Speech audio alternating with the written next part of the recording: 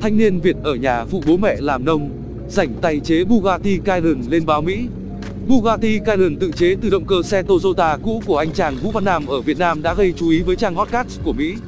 Mới đây, đoạn video một chiếc Bugatti Chiron tự chế được chạy thử trên đường làng Việt Nam đã được trang Hotcats để mắt và đăng tải. Trang này hé lộ, trước đây, Vũ Văn Nam, trưởng một nhóm chế tạo xe, cũng đã từng lái chiếc xe Ferrari tự chế chất đầy dưa hấu mang đi bán. Tất cả các mẫu xe của nhóm thanh niên Việt đều được làm thủ công và nhận được nhiều quan tâm. Trong bài viết, Hotcats mô tả, chủ nhân chiếc xe Bugatti tự chế đã kiểm tra khung, mối hàn trên bản thử nghiệm trước khi lái thử nghiệm nhằm đảm bảo an toàn. Thêm nữa, Nam cũng làm sạch động cơ Toyota cũ và sơn màu bạc cho nó. Vũ Văn Nam lật khung xe nghiêng để kiểm tra mối hàn, nâng động cơ ra khỏi phần phía sau của khung. Một thành viên trong nhóm tự chế xe sơn đen toàn bộ khung, những người còn lại sẽ sơn phủ ngoài động cơ.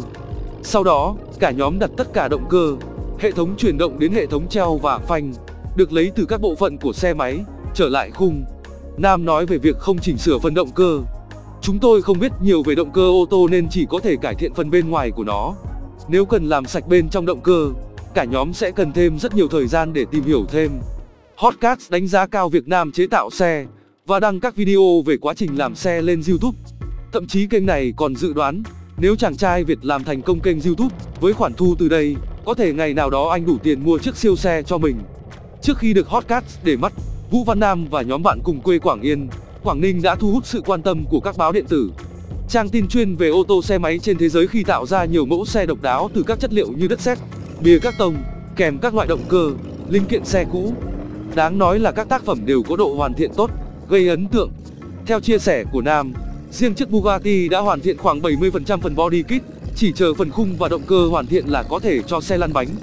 Trước đó, nhóm này kỳ công làm ra siêu xe Ferrari FXXK, Lamborghini từ bìa carbon kết hợp động cơ 110cc từ chiếc Honda Way Alpha gây chú ý trên Cascux, Moto1, Auto Log, Auto Trader.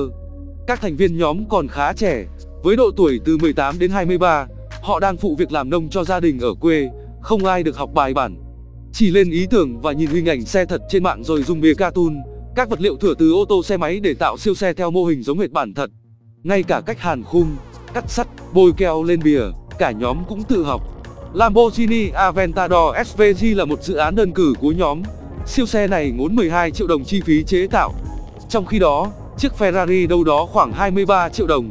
Trước đó, chia sẻ với báo giới trong nước, Vũ Văn Nam tiết lộ từng có khách nước ngoài muốn đặt mua các sản phẩm tự chế của nhóm. Trong đó, vị khách ở Dubai, Ai Cập muốn mua ô tô từ vỏ bìa cạc tông với giá 1.000 đô la Mỹ. Các thành viên trong nhóm cũng không ngờ có ngày các sản phẩm được chú ý đến vậy. Hiện tại, kênh YouTube mà nhóm lập ra chuyên đăng tải các video về xe tự chế đã có gần 850.000 người đăng ký. Đoạn video chạy thử Bugatti đạt gần 360.000 lượt xem chỉ sau 3 ngày đăng tải. Video của chúng tôi đến đây là kết thúc. Cảm ơn tất cả các bạn đã quan tâm tới xe hay V88 và theo dõi video của chúng tôi.